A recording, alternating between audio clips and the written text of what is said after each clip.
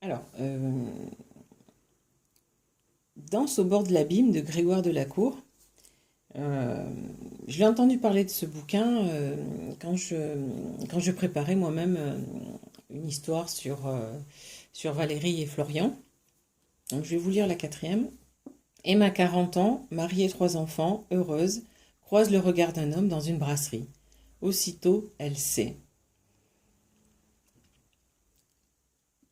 C'était troublant de tomber sur, sur Grégoire de la Cour dans la grande librairie en train de parler d'Emma. Je vais vous lire un extrait. Je vais choisir un extrait et je reviens.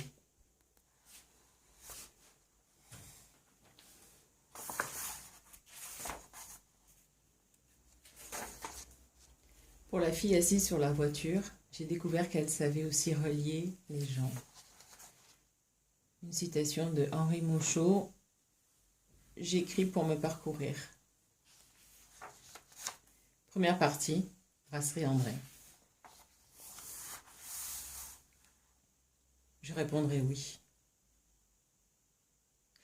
Alors je vais essayer de ne pas me tromper de question. Je me souviens de cette ivresse, soudain, du ravissement général, des vieux sapins qui n'avaient rien vu d'aussi joli. Je me souviens qu'on l'a reçue comme une petite reine. Les châtaigniers se baissaient jusqu'à terre pour la caresser du bout de leurs branches. Les genêts d'or s'ouvraient sur son passage et sentaient bon tant qu'ils pouvaient. Je me souviens que toute la montagne lui faisait fête et que, plus tard, s'avançant au bord d'un plateau, une fleur de cytis au vent, elle avait aperçu en bas, tout en bas, dans la plaine, la maison de Monsieur Seguin avec le clos derrière, que cela l'avait fait rire aux larmes et qu'elle s'était exclamée « Que c'est petit! Comment ai-je pu tenir là-dedans ?» À moitié saoule, elle se vautrait dans l'herbe, les jambes en l'air, elle roulait le long des talus, pêle-mêle avait les feuilles tombées et les châtaignes. Puis, tout à coup, elle se redressait d'un bond sur ses pattes. Hop, la voilà partie, la tête en avant, à travers les maquis, les buissons et les buisières. Pardon. Tantôt sur un pic, tantôt au fond d'un ravin, là-haut, en bas, partout. On aurait dit qu'il y avait 10 chèvres de Monsieur Seguin dans la montagne, et je rêvais alors d'en être une, de connaître moi-même les grandes campanules bleues, les digitales de pourpre à longs calices, toute cette forêt de fleurs sauvages débordant de sucs capiteux. Et lorsque ma mère, rarement mon père, me lisait l'histoire cruelle, je pleurais non pas à cause du loup, énorme, immobile, mais à cause du vent qui fraîchissait soudain, à cause de la montagne qui devenait violette, du soir qui tombait, à cause de l'adverbe tragique que prononçait alors Blanquette, l'adverbe qui avouait toute l'impossibilité de nos désirs, l'illusion de nos éternelles béatitudes. Déjà, j'avais 7 ans, et je savais que c'était déjà fini, qu'effleuré, touché, à peine goûté, les choses s'estompaient déjà, qu'il n'en restait plus qu'un souvenir, une promesse triste. Près de 33 ans plus tard, comme la petite chef de Daudet, j'avais espéré tenir au moins jusqu'à l'aube. Jusqu'ici, mes aubes ou mes aubes avaient eu la tiédeur des caresses du soleil, parfois, ou des mains de mon mari, de mon sexe humide, un sous-bois, ses lointaines odeurs de terre. Mes aubes s'étaient parfois éveillées au rire de nos enfants certains dimanches de printemps, à leurs cris lorsqu'ils avaient neigé dehors et qu'ils ne voulaient pas aller à l'école, préférant se rouler sur le blanc, lâcher prise, tomber dans le froid mouillé, faire le plus grand bonhomme de neige du monde. Jusqu'ici, mes aubes avaient été les petits cailloux d'une vie bien ordonnée, d'une promesse ancienne, celle de suivre des chemins tracés par d'autres, qui croyaient aux trajectoires parfaites ou, à défaut, aux mensonges vertueux. Mes aubes prochaines s'annonçaient venteuses, et l'une d'elles bouleversante. Mais si je devais en quelques mots, comme devant un tribunal ou un médecin, résumer ce que j'ai ressenti au tout début, je dirais urgence, vertige, abîme, jouissance, et j'ajouterais de douleur. Douleur, d'une certaine manière. Et pour la fin, pour l'aube désastreuse et belle, je dirais paix, je dirais soulagement, je dirais vanité aussi, envol, liberté, joie, je dirais désir fou, comme on dit amour fou, oui, désir fou avant tout. Bondu. Nous habitions une vaste maison blanche sur le golfe de Bondu, à 14 kilomètres de l'île. Aucune barrière, aucune clôture ne séparait les différentes propriétés. C'est sans doute ce qui fit répondre non à mon mari lorsque nos 3 enfants réclamèrent un chien. 2 voix pour un labrador beige, une pour un braque de Weimar bleu, en promettant de s'en occuper tous les jours. On le jure, on le jure. Non, puisque la bestiole risquerait à l'évidence de se sauver. Léa, la plus jeune de nos filles, en larmes, avait suggéré qu'on l'attachât dehors. Je lui avais alors parlé de Blanquette, avec ses yeux doux, sa barbiche de sous-officier, ses sabots noirs et luisants, ses cornes zébrées et ses longs poils blancs qui lui faisaient une houppelande, la jolie chèvre, qui avait été enfermée dans l'étable toute noire, mais qui s'était échappée par la fenêtre restée ouverte. Léa avait haussé les épaules, poussé un petit soupir tragique, déjà, et lâché. Mais si on l'aime, il n'y a aucune raison pour qu'il se sauve.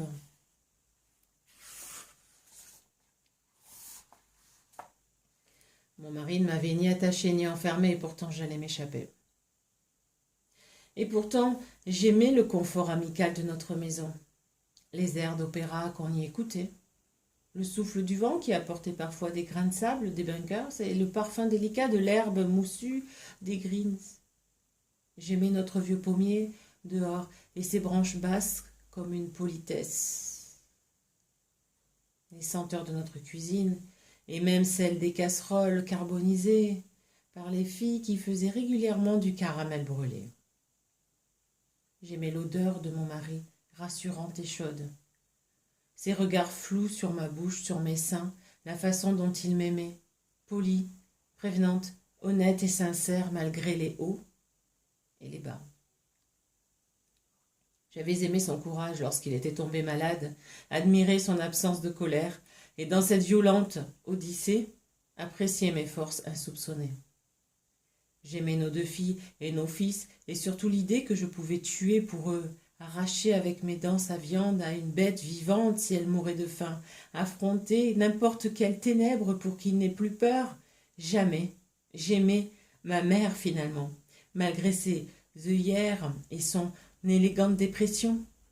La façon dont elle pinçait le bras de mes enfants chaque fois qu'elle les voyait pour s'assurer qu'ils étaient vrais. J'aimais aller chaque jour au magasin, découvrir les sourires béats de mes clientes lorsque mes mains travaillaient les paquets cadeaux et frisaient le ruban de satin avec les ciseaux. J'aimais aussi la fierté de mon mari lorsqu'il rentrait toutes les 6 semaines avec une nouvelle voiture, son air alors de sale gosse.